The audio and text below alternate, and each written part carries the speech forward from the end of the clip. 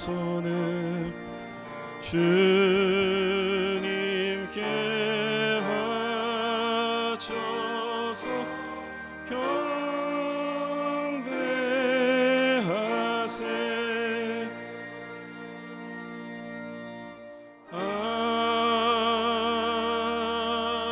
아멘.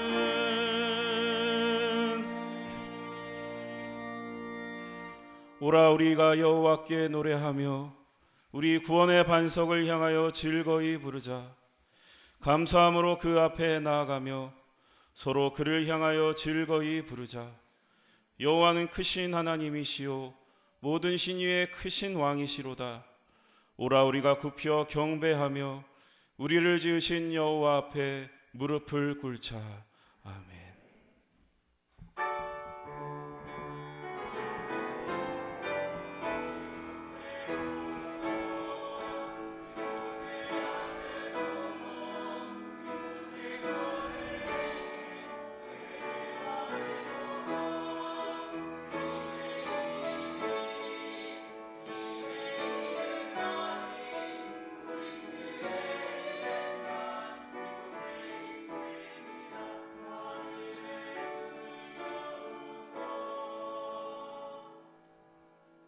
아버지 하나님, 한 주간도 지켜주신 은혜에 감사합니다.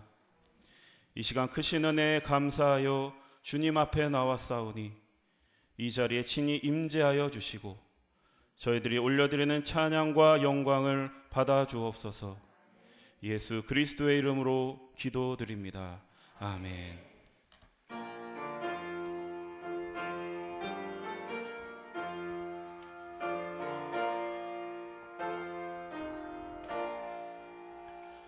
그새 주를 하는 이들 찬송하고 찬송하세. 마음과 뜻과 힘 다하여 경배 드리세.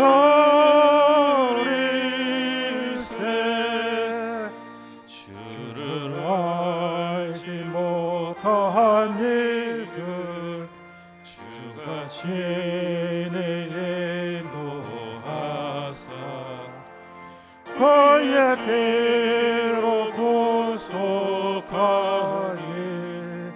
찬송 부르세.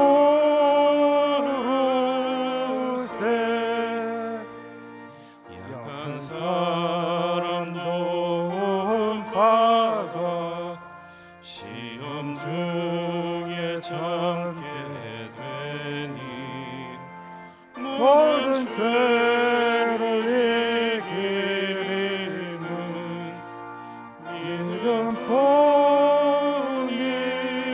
믿음뿐이라.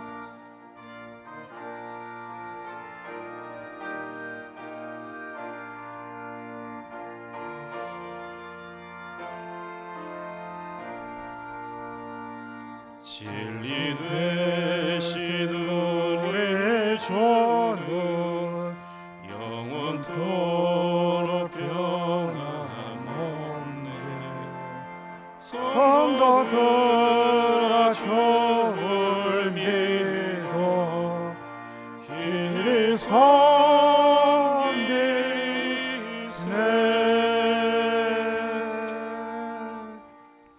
성시교독 15번입니다.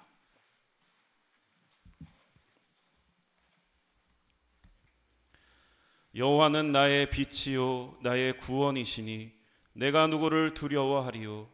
여호와는 내 생명의 능력이시니 내가 누구를 무서워하리요. 악인들이 내 살을 먹으려고 내게로 왔으나 나의 대적들 나의 원수들인 그들은 실족하여 넘어졌도다.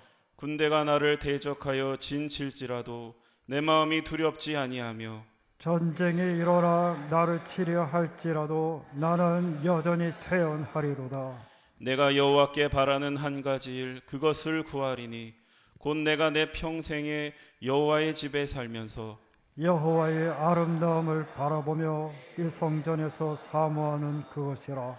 여호와께서 환난 날에 나를 그의 초막 속에 비밀히 지키시고 그의 장막 은밀한 곳에 나를 숨기시며 높은 바위 위에 두시리로다. 이제 내 머리가 나를 둘러싼 내 원수 위에 들리리니 내가 그의 장막에서 즐거운 제사를 드리겠고 노래하며 여호와를 찬송하리로다. 아멘.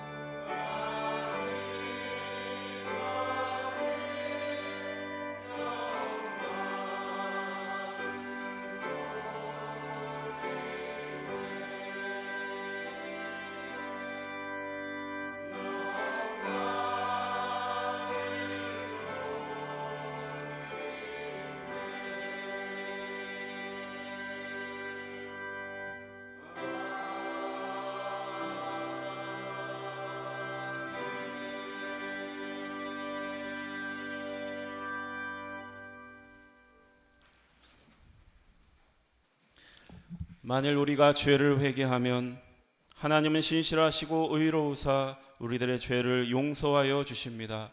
믿습니까? 이제 우리의 중심을 하시는 하나님께 진심으로 회개의 기도를 드립시다. 주님, 이 시간 주님 앞에 저희들의 죄를 고백합니다. 주님께서 저희를 귀히 여기신 것처럼 다른 이들을 귀하게 여기지 못했습니다. 주님께서 저희의 빚을 탕감해 주신 것처럼 다른 이들에게 자비를 베풀지 못했습니다. 주님께서 저희에 대해 오래 참아 주신 것처럼 다른 이들을 끝까지 기다려 주지 못했습니다. 주님께서 저희를 위하여 스스로 낮아지신 것처럼 이웃을 위해 기꺼이 낮아지지 못했습니다. 주님, 이 시간 하나님의 뜻을 외면하고 살았던 저희들을 불쌍히 여겨 주옵소서. 긍휼히 여겨 주옵소서.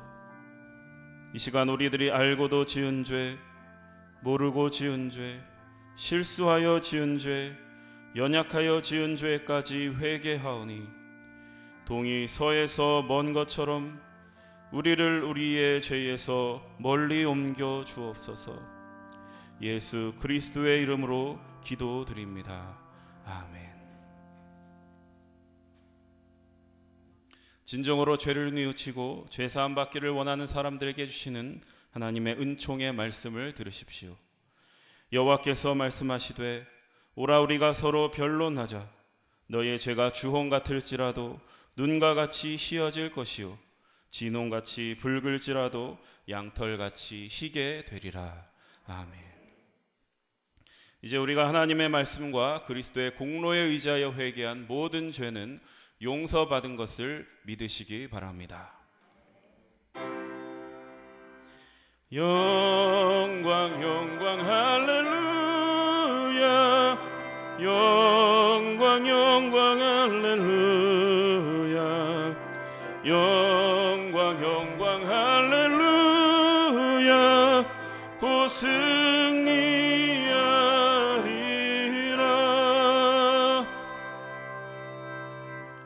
성도 여러분, 다 함께 사도신경의 말씀으로 신앙 고백하십시다. 전능하사 천지를 만드신 하나님 아버지를 내가 믿사오며 그 외아들 우리 주 예수 그리스도를 믿사오니 이는 성령으로 잉태하사 동정녀 마리아에게 나시고 본디오 빌라도에게 고난을 받으사 십자가에 못 박혀 죽으시고 장사한 지 사흘 만에 죽은 자 가운데서 다시 살아나시며 하늘에 오르사 전능하신 하나님 우편에 앉아 계시다가 저리로서 산자와 죽은 자를 심판하러 오시리라. 성령을 믿사오며 거룩한 공예와 성도가 서로 교통하는 것과 죄를 사하여 주시는 것과 몸이 다시 사는 것과 영원히 사는 것을 믿사옵나이다. 아멘. 이제 우리를 구원하신 하나님께 할렐루야로 영광 올려드립시다. 할렐루야, 할렐루야. 그리스도의 평화가 여러분과 함께 하시기 바랍니다. 석교 가족 여러분, 우리는 구원받은 하나님의 자녀들입니다. 옆에 있는 분들과 평화 인사를 나누십시오. 그리스도의 평화가 함께 하시기 바랍니다. 이 시간 다솔성가대의 찬양이 있은 후에 이종민 장로님께서 기도 인도해 주시겠습니다.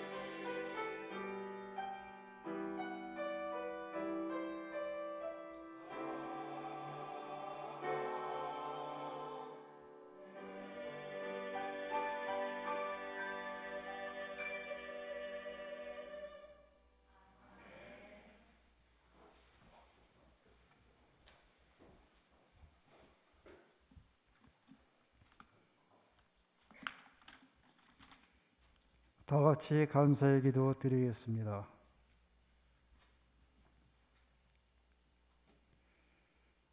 하늘에 계신 우리 아버지시여, 우리가 이곳에 모여서 하나님께 예배를 드리게 인도해 주신 은혜를 감사드립니다.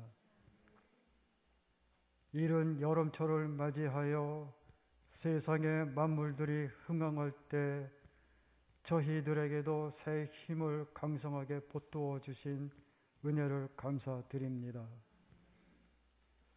저희가 서로 은혜를 베풀 힘이 있을 때 서로 짐을 지어주어 교회에서 그리스도의 법을 이루게 우리를 인도하여 주소서. 코로나19가 팬데믹의 단계를 지나서 점차 진정이 되어가고 있는 때를 맞이하여 그동안 축소되고 정체되었던 모임과 조직을 점차 회복시켜 주시니 이 은혜를 감사드립니다. 이 회복기에 맞추어서 담임 목사님 청빙 안건이 주님의 은혜로 잘 이루어지게 우리를 인도하여 주소서. 우리가 주님께 간절히 빌고 간구하옵기는 코로나19의 종식이 오기까지 저희 교인들 한 사람 한 사람을 지켜주시고 치료하여 주소서. 여호와 라파의 은혜가 주 예수 그리스도의 신유의 은혜를 통해서 이루어지기를 간절히 빕니다. 주님, 예수 그리스도의 당시에도 종교 지도자들과 신앙인들의 위선과 사회적인 범죄가 많은 이들의 눈살을 찌푸리게 만들었었는데 지금의 한국에서도 위선과 사회적인 범죄가 문제가 되고 있습니다. 지금도 살아계셔서 능력으로 역사하시는 여호와 하나님이시여, 은밀히 구제하며 오히려 골방에 들어가 기도하며 금식을 내지 말고 금식하라는 예수 그리스도를 바라보게 하소서. 오직 은밀하게 보시는 하나님의 목전에서 진정과 성실로 구제하며 기도하며 금식하게 우리를 인도하여 주소서. 교회 여러 기관과 조직에서 봉사하는 성도님들 한 사람 한 사람을 기억하시고 축복하여 주시고, 또한 병중에 있는 성도님들도 기억하사 주님의 능력으로 치료하여 주소서. 단에 세우신 목사님을 성령의 능력으로 충만하게 하사 짐을 지는 신앙이 필요하다라는 말씀으로 증거하실 때 듣는 우리에게도 은혜가 되게 인도하여 주옵소서. 주 예수 그리스도의 이름으로 기도드립니다. 아멘. 하늘에 계신 아버지, 이름 거룩하사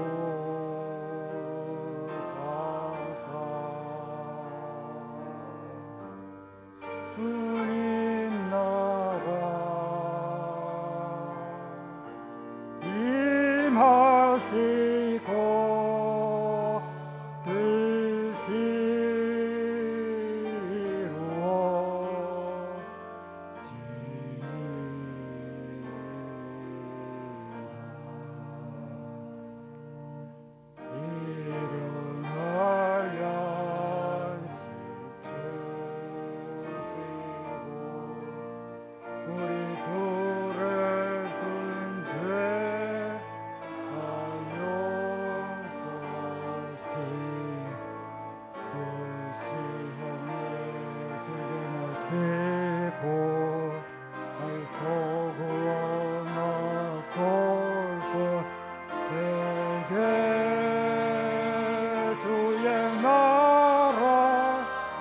주의 권세, 주의 영광, 영원히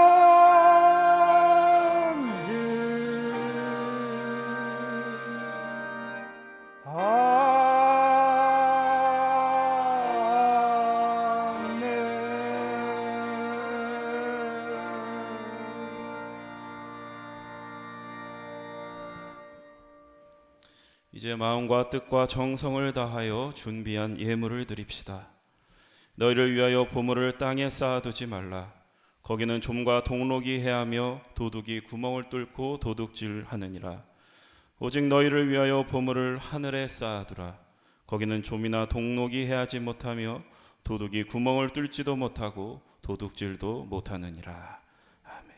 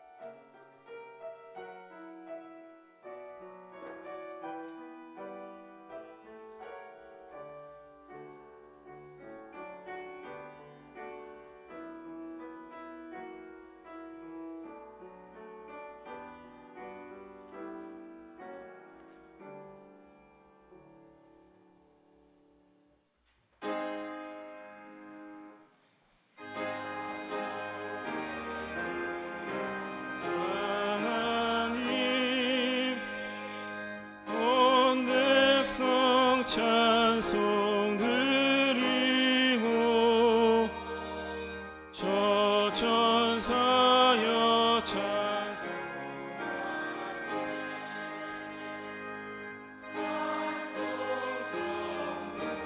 성자 성령 아멘.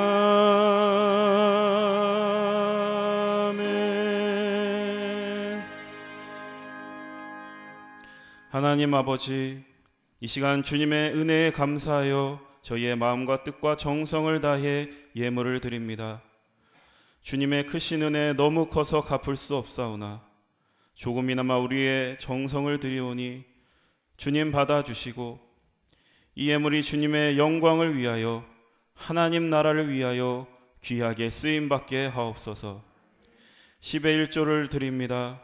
우리의 모든 소유가 주님의 것임을 잊지 않게 하옵소서. 범사에 감사하여 드린 예물을 통하여 저희들의 일상에 감사와 기쁨이 더욱 충만케 하시고 선교헌금을 통하여 하나님의 나라가 확장되고 복음의 기쁨이 땅끝까지 전해지게 하옵소서. 우리의 삶에 역사하실 하나님을 기대하며 예수 그리스도의 이름으로 기원하옵나이다. 아멘.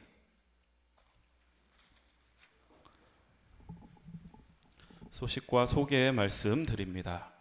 오늘은 부활절 제6주입니다. 5월달은 가정의 달입니다. 에덴의 기쁨이 충만하게 넘치시는 가정 되시기 바랍니다. 수요 기도회는 오전 11시, 오후 7시에 모이고 있습니다. 새벽 기도회도 오전 5시에 계속해서 모이고 있습니다. 많이 참석해 주시기 바랍니다. 담임 목사님 청빙 소위원회 모임이 22일 주일 11시 예배 후 교육관 회의실에서 있습니다. 연합속회 25일 수요일 오전 11시 예배에 있습니다.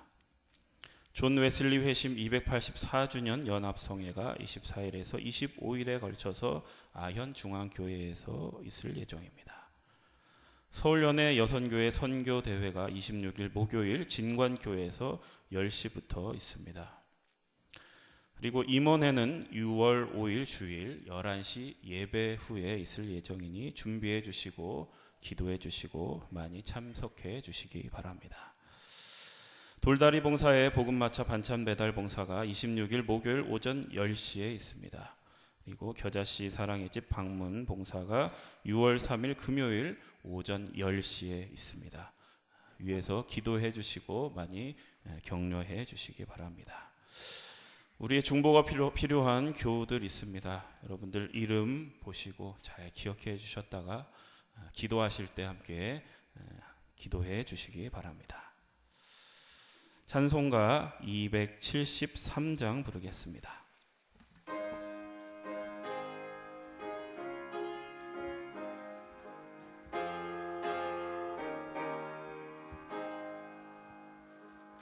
나 주를 멀리 떠났다 이제 옵니다.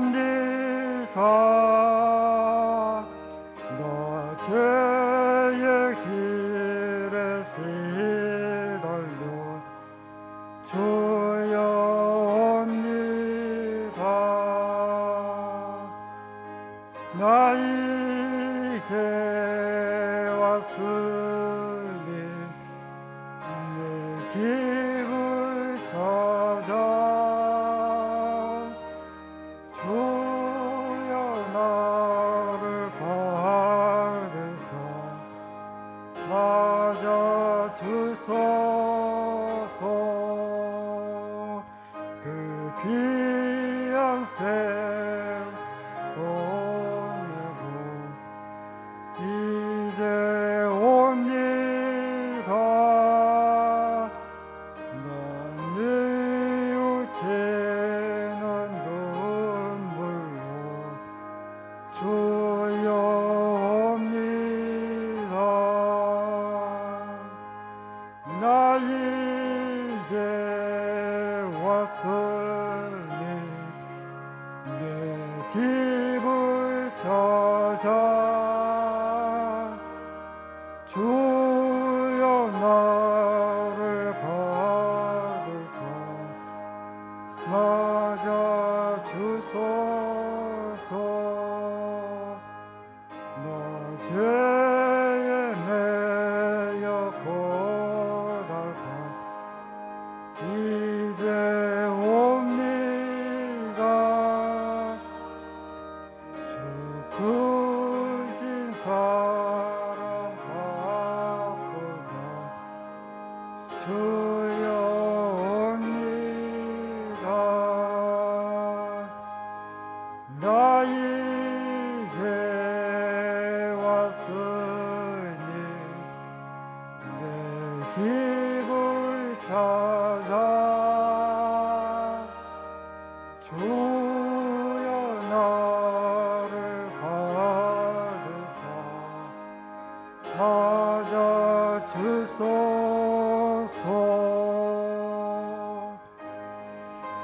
그 마음을 고치려 이제 옵니다. 큰 힘과 소망 바라고 주여 옵니다. 나 이제 왔으니 내 집을 찾아 주여 나를 받으사 맞아 주소서.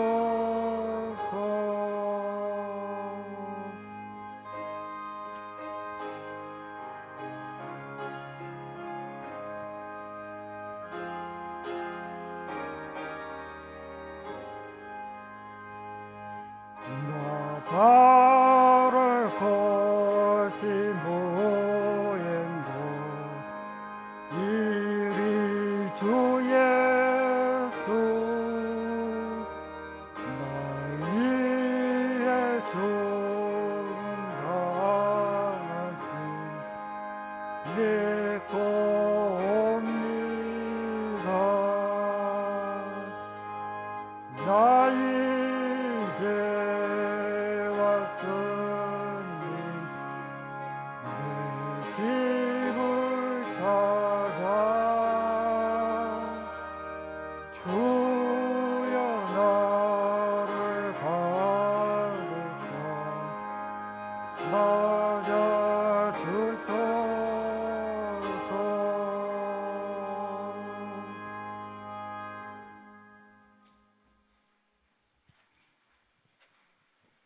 성경 말씀은 갈라디아서 6장 1절부터 5절까지입니다.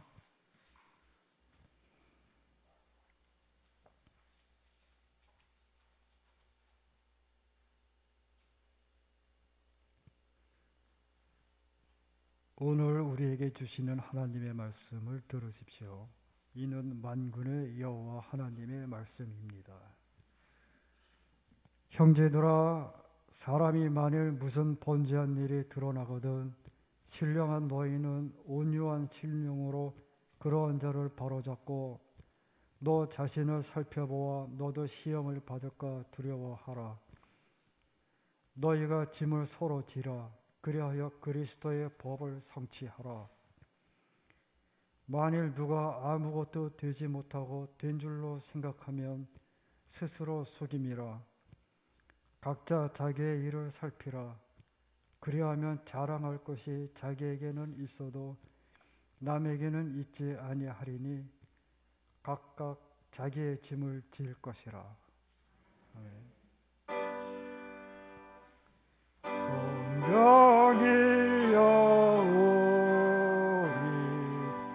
성경 읽을 때 그 속에서 빛을 보게 하소서.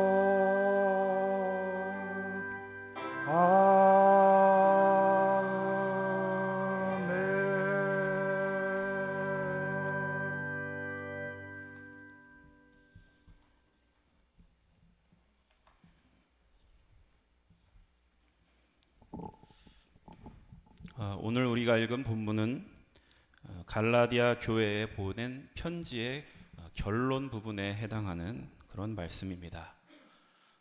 바울은 이 편지를 마무리하면서 갈라디아 교인에게 짐을 지는 신앙을 가질 것을 권면하고 있습니다.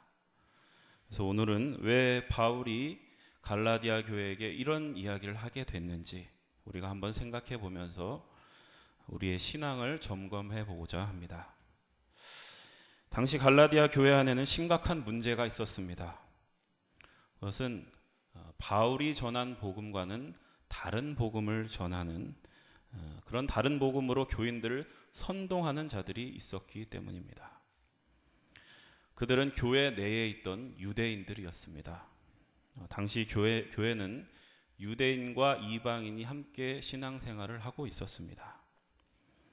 그런데 유대인 교인 중에 어떤 무리들이 그 이방인 교인들에게 그 유대인의 전통인 할례를 강요하는 그런 일들이 비일비재하게 벌어지고 있었던 겁니다. 사실 할례라는 것은 하나님이 아브라함과 맺은 언약의 표징입니다.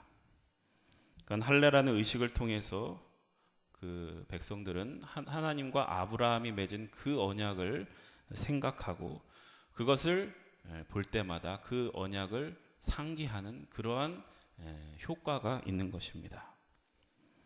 그런데 이 할례가 시간이 지나면서 그 취지가 조금씩 변질이 되기 시작합니다.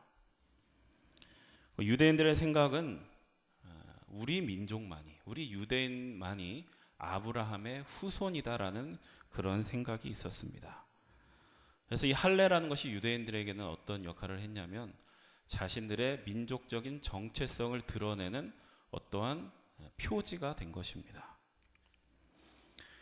그러니까 결국 갈라디아 교회에서 이 유대인들이 이방인에게 할례를 강요했다라고 하는 것은 무슨 얘기냐면 너희들도 유대인처럼 되지 아니하면 유대인의 전통을 따르지 아니하면 너희는 교인이라고 할 수 없다라는 그런 의미입니다. 우리가 교회 안에서 자주 겪는 이야기입니다. 너 나와 같지 않으면, 나와 같은 신앙의 색깔을 갖지 않으면 너의 신앙은 거짓된 것이다. 이제 이러한 의미가 있는 것입니다. 그래서 바울이 지적하는 것이 바로 이러한 지점입니다. 어떻게 교회의 정체성이, 교인이 되고 안 되고의 문제가 유대인이라는 민족적 정체성으로 묶일 수 있느냐 하는 것입니다.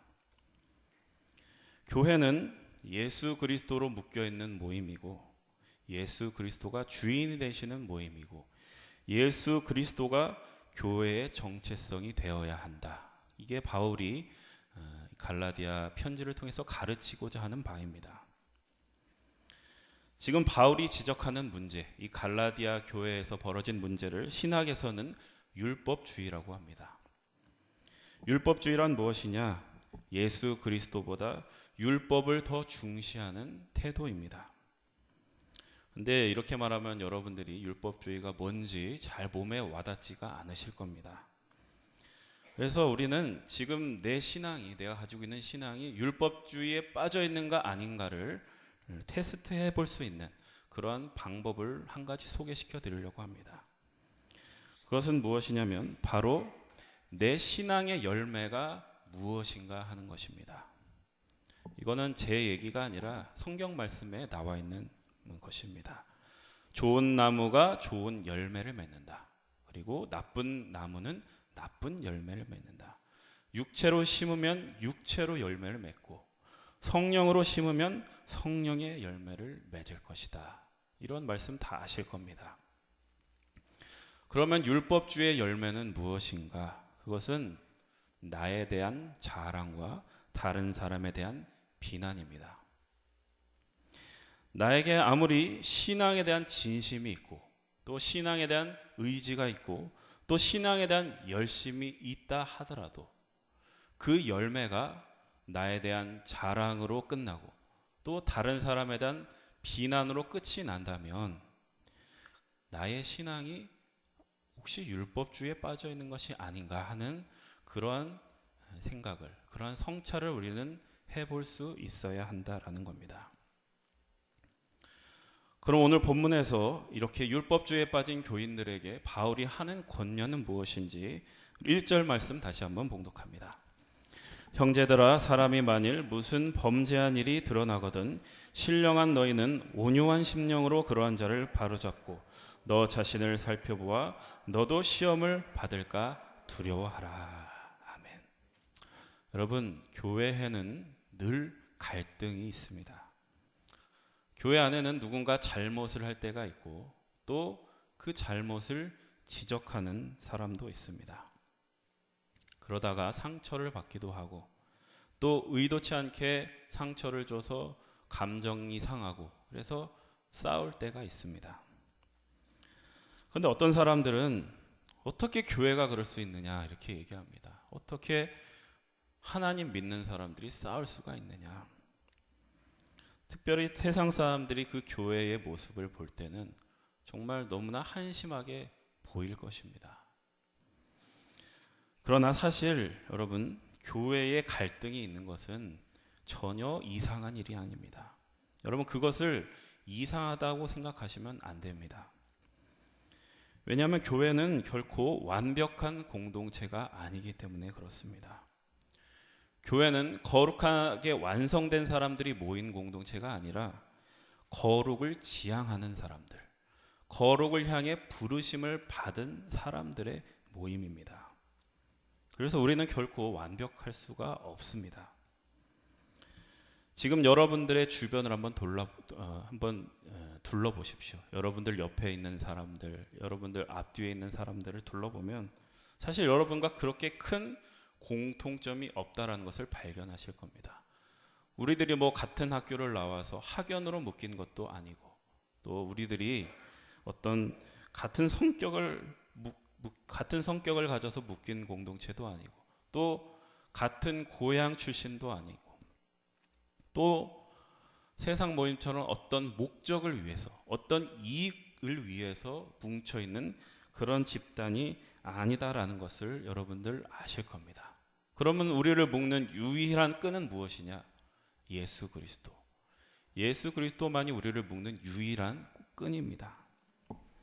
그래서 우리는 외모도 다르고 생각도 다르고 또 성격도 다른 사람들이 다 모여서 한 공동체, 그것도 서로 사랑하라. 그냥 와서 네가 해야 될 거 하고 그냥 가라, 이게 아니라 서로 사랑하기 위해서, 거룩하게 살기 위해서 우리를 묶으셔서 이렇게 지내는데 이 가운데에서 갈등이 생기지 않는다라고 하는 게 사실 생각해 보면 더 이상한 일이다라고 하는 겁니다. 그래서 여러분 중요한 것은 무엇이냐면 교회 안에 갈등이 안 생기도록 막는 게 중요한 것이 아니라 갈등이 생겼을 때 그 갈등을 우리가 어떻게 대처할 것인가, 그 갈등을 우리가 어떻게 바라보고 어떻게 그것을 소화시킬 것인가 하는 게 중요하다라는 말씀을 드리는 것입니다. 그런데 우리의 모습을 보면은 우리가 그 갈등을 대처하는 모습은 굉장히 조급합니다. 빨리 그 문제의 뿌리를 뽑아서 속 시원하게 그 갈등이 해소되기를 사실은 우리는 굉장히 바랍니다. 요즘 말로 사이다라는 말이 있죠. 고구마가 아니라 사이다. 그 사이다처럼 아주 속 시원하게 속전속결로 모든 일이 풀어졌으면 하는 그런 마음이 우리 가운데 있다라는 겁니다. 네, 여러분 오늘 본문을 보면은 성경은 이러한 태도를 지지하고 있지 않습니다. 오늘 말씀에서 보셨듯이 교회에서 누군가 죄를 짓습니다. 잘못을 합니다. 그러면 그 잘못을 바로 잡되 온유한 심령으로 하고 또 그것으로 끝나는 것이 아니라 나 자신을 살펴서 나도 그런 사람처럼 그 시험에 빠지지는 않을지를 두려워하라 이렇게 권면을 하고 있습니다. 여러분 온유라고 하니까 어떤 분들은 이렇게 반문하실지 모르겠습니다. 아니 교회에서 쓴소리를 하는 사람도 좀 있어야 되지 않습니까? 잘잘못을 분별하고 바른 소리를 할 수 있는 그런 사람도 있어야 이게 질서도 바로 세워지고 그런 것이 아닙니까? 이렇게 그런 생각들이 드시는 분들이 계실 겁니다. 물론 여러분 잘못이 있으면 교정을 해야 되고 바로 잡아야 됩니다. 오늘 본문 말씀에도 그러한 자를 바로 잡으라고 되어 있습니다. 근데 중요한 것은 무엇이냐면 그 전에 뭐가 붙어 있느냐? 온유한 심령으로라는 단서가 붙어 있다라는 사실입니다. 바로 여기가 중요합니다. 잘못을 바로 잡되 온유한 심령으로. 그럼 온유한 심령으로 하라는 게 어떻게 하라는 거냐? 우리가 보통 생각하는 것은 잘못을 지적하되 화내지 말고 부드럽게 친절하게 웃으면서 친절하고 상냥한 말투로 하라는 그런 뜻으로 우리에게 들립니다. 근데 여러분 상상해 보면 차라리 그냥 화내는 게 낫지 웃으면서 여러분들에게 막 지적을 한다고 생각해 보십시오. 더 무섭습니다. 그래서 성경에서 말하는 온유는 그런 얘기를 하는 것이 아닙니다. 그럼 온유가 무엇이냐? 2절 말씀 다시 한번 봉독하겠습니다. 너희가 짐을 서로 지라 그리하여 그리스도의 법을 성취하라. 여러분 온유는 잘잘못도 모르고 잘하고 잘못하는 그런 분별도 할지 모르고 그냥 아무것도 몰라요 이런 표정으로 해맑게 웃는 그런 것을 온유라고 하지 않습니다. 온유라는 것은 누군가 잘못했을 때 너 잘못했다, 너 그거 틀린 거다 이렇게 지적하는 것으로 끝나는 것이 아니라 서로의 짐을 지는 데까지 나아가라는 요구입니다. 그래서 온유라는 것은 빨리 잘잘못을 가려서 그 갈등을 해소시키는 데 목적이 있는 것이 아니라 그 사람이 그 잘못을 회복할 때까지 하나님이 그 사람을 통해서 일하실 때까지 그 사람을 견뎌주고 그 사람을 기다려주고 하는 것이 온유다라고 말씀하고 있습니다. 여러분 온유가 어렵습니다. 어렵습니다. 제가 쉽다고 말씀을 드리지 않겠습니다. 온유하게 사는 거 어렵습니다. 그리고 한순간에 될 수 있는 일이 아닙니다. 그러나 제가 말씀드리고 싶고자 하는 것은 이 온유할 수 있는 실력이 우리가 신앙생활을 하면서 서서히 쌓여간다라는 것입니다. 여러분 사람은 누구나 잘못을 하고 실수를 합니다. 그런데 여러분들도 돌이켜보면 아시겠지만 그 당시에 내가 잘못할 때는 내가 잘못한다는 생각을 못합니다. 그리고 이제 시간이 지나서 때가 되면 그때 내가 했던 행동이 얼마나 못난 행동이었는지를 깊이 깨닫고 후회하게 됩니다. 근데 여러분, 이렇게 보면 그 일들이 그냥 후회로만 끝나지 않습니다. 그 이후에 내가 실수했던 비슷한 상황이 닥쳐왔을 때 그때는 우리가 그것을 기억하면서, 실수했던 걸 기억하면서 조금 더 참고 기다릴 수 있는 그 실력이 우리 안에 조금씩 쌓여 있는 것을 발견하게 됩니다.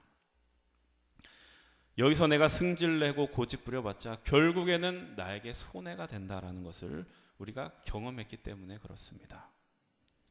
여러분, 열받는다고 밥상머리 뒤집어 엎으면 누가 치워지지 않습니다. 결국에는 내가 치워야 되고 또 밥도 새로 해야 되고 그런 일들을 우리가 경험하게 된다라는 겁니다. 그렇게 우리는 조금씩 크고 그러한 과정을 거쳐서 조금씩 배워나가는 것입니다. 그래서 이렇듯 온유라는 것은 한순간에 생기는 게 아니라 이런 시간이나 과정을 통해서 하나님이 우리 안에서 서서히 만들어 가시는 거다라는 겁니다. 여러분, 하나님이 우리에게 그러하셨듯이 다른 사람에게도 그렇게 일하신다라고 생각하면 우리는 온유한 마음을 품을 수 있습니다. 여러분, 우리가 온유해야 되는 이유, 우리가 온유할 수 있는 것은 하나님이 먼저 우리에 대해서 온유하셨기 때문입니다. 마태복음에 보면 여러분들 잘 아시는 말씀, 수고하고 무거운 짐진 자들아 다 내게로 오라. 내가 너희를 쉬게 하리라. 나는 마음이 온유하고 겸손하니 나의 멍에를 메고 내게 배우라. 그리하면 너희 마음이 쉼을 얻으리니 이는 내 멍에는 쉽고 내 짐은 가벼움이라 하시니라.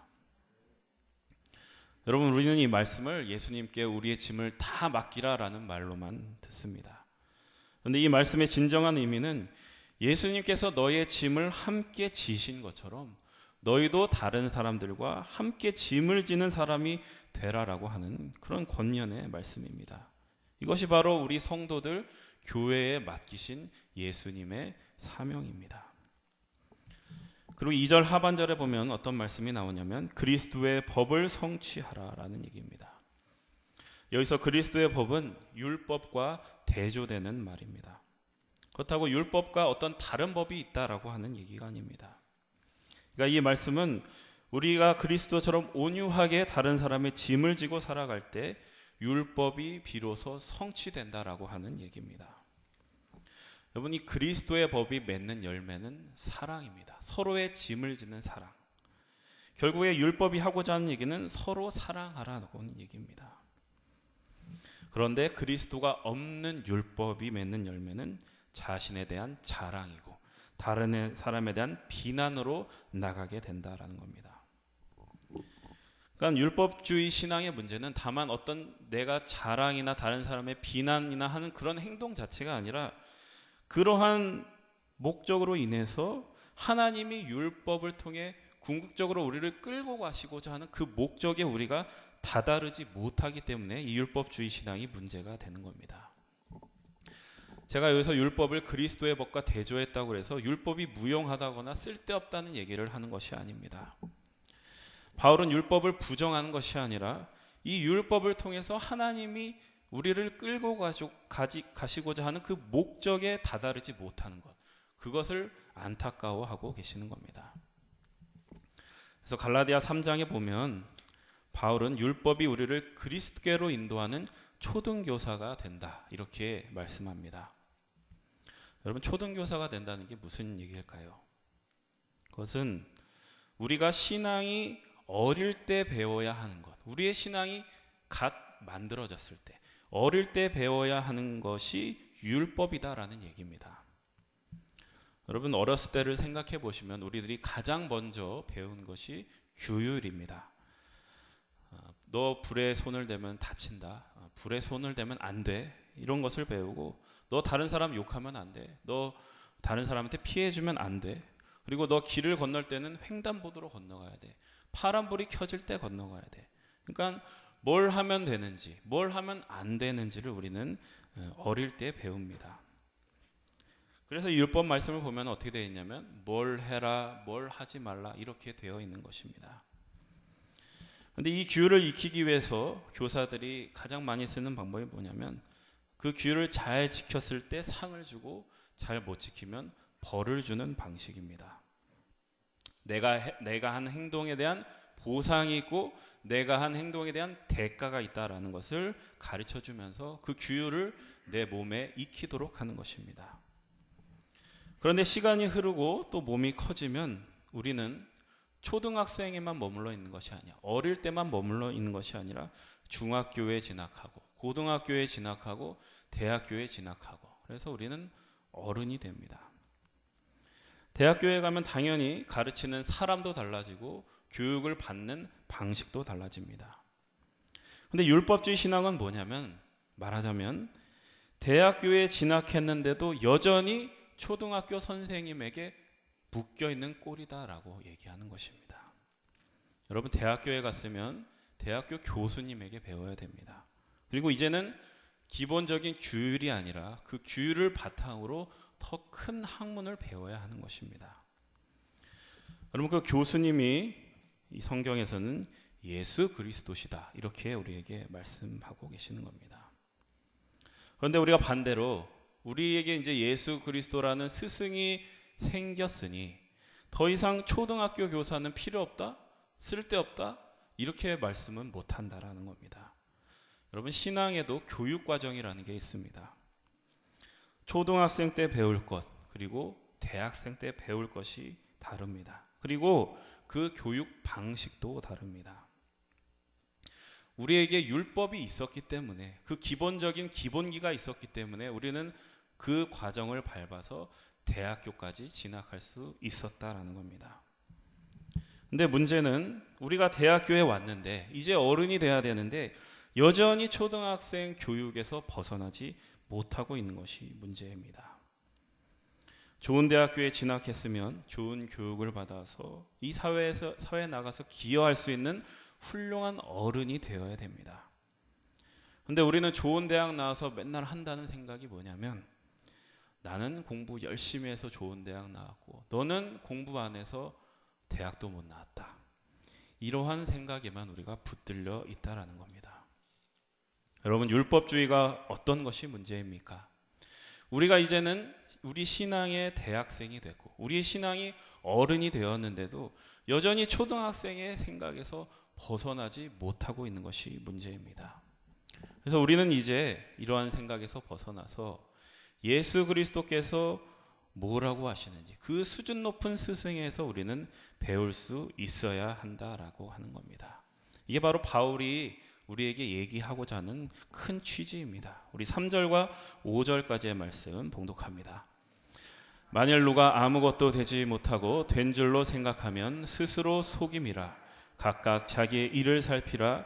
그리하면 자랑할 것이 자기에게는 있어도 남에게는 있지 아니하리니 각각 자기의 짐을 질 것이라. 아멘. 자랑함으로써 자기를 속이지 말고 자기의 짐을 지라라고 하는 권면의 말씀입니다.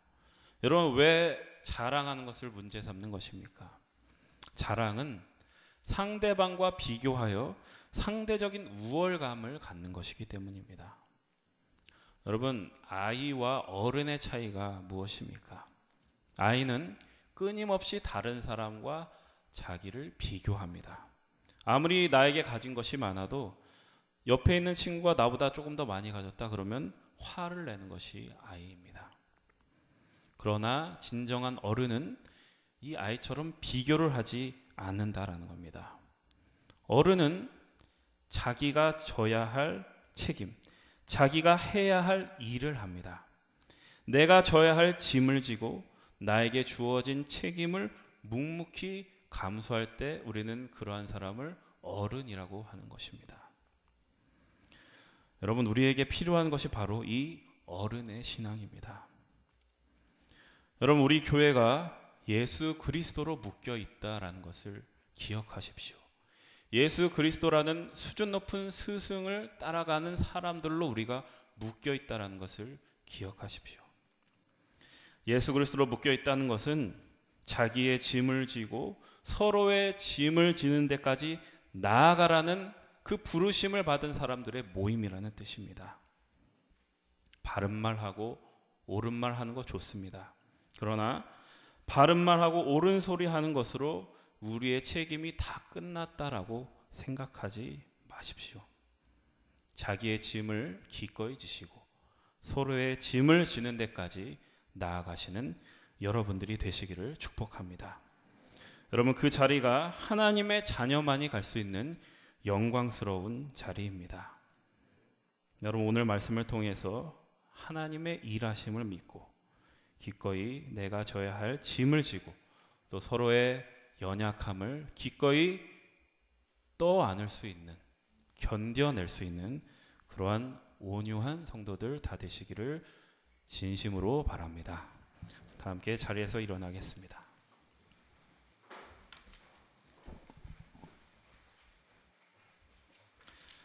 파송하겠습니다. 이제 예수 그리스도의 군사와 종으로서 사명을 성취하기 위하여 세계 속으로 담대하게 나아가시기 바랍니다.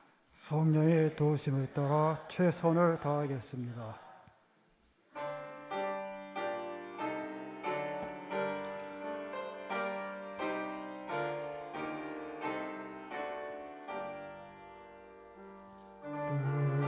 끝없이 무릎 꿇는 그 복종한 이여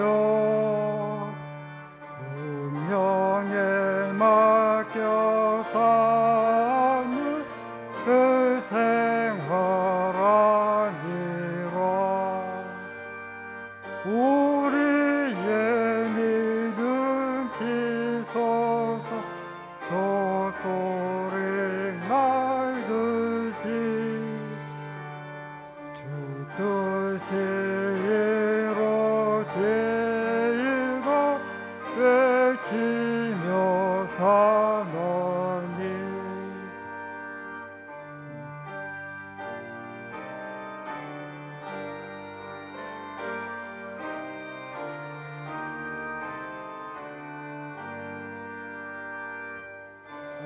간자 인자세가 강한 자 바르게 주한 자 정케 하니 주님의 뜻이라 배 아래 압박에 있는 것 주거기 계소서 그 발로 막아 주시어 정의가 사나니